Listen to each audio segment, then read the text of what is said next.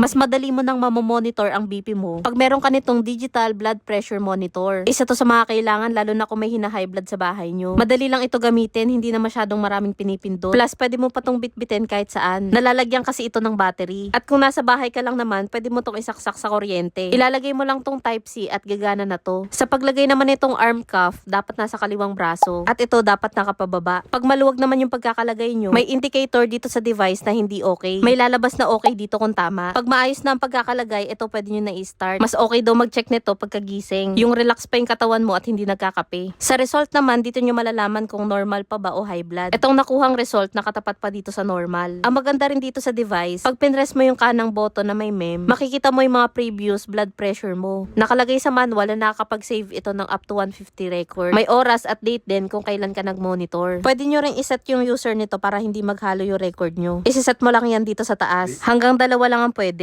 Kaya sa mga gusto na rin mag-invest ng ganitong digital blood pressure monitor, ilalagay ko na lang sa basket.